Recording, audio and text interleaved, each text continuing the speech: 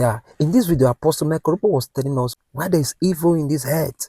And please don't scroll, watch this video. There are two laws that govern existence.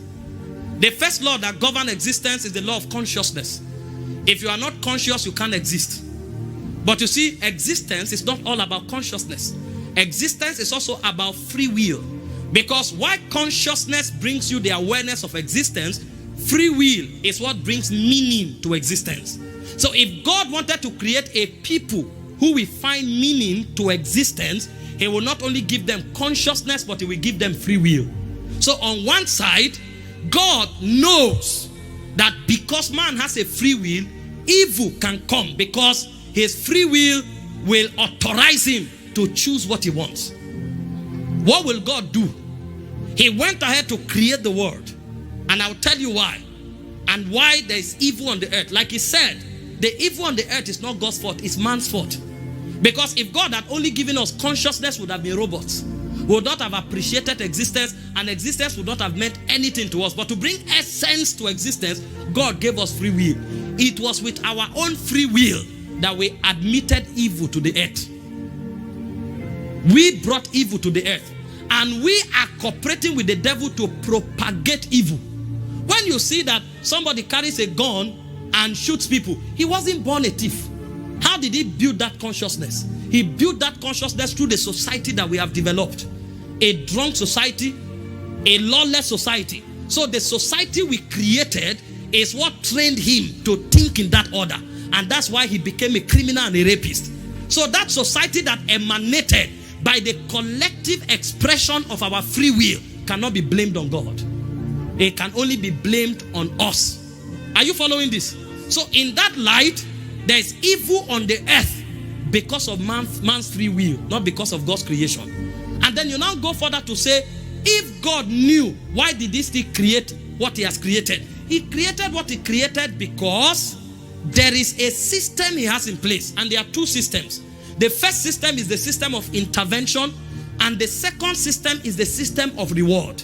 In the system of intervention, God does everything possible to reduce the evil that is on the earth through those who believe in him and accept his principles.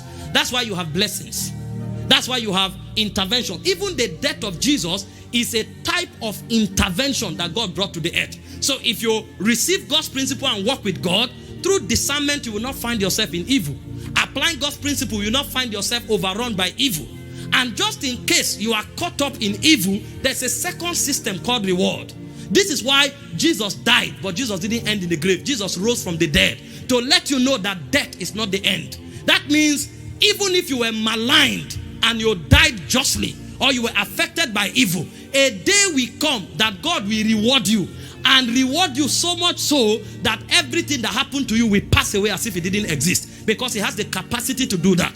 Imagine for a second that you are working in your office and you were refused your salary, and for a season you suffered because of the free will of your boss.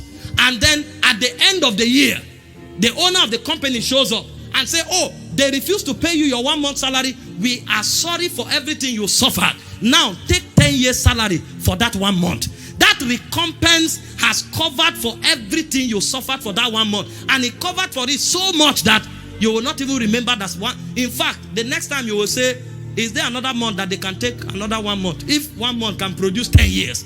I'm not saying this is how God will do it directly, but I'm saying there is a reward system that God has in eternity, that for everybody who was unjustly treated in time, he knows what to do to balance up for what they suffered because of the heart of man.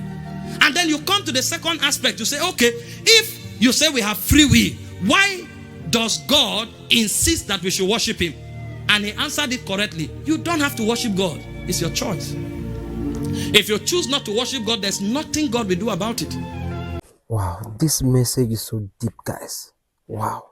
Please, guys, do me a favor, share this video and drop your comment on the comment section. Make sure this video gets to every believers in the world. Please share this video. God bless you. Evangelist Jesam is my name. Grace is sweet. This message is so deep.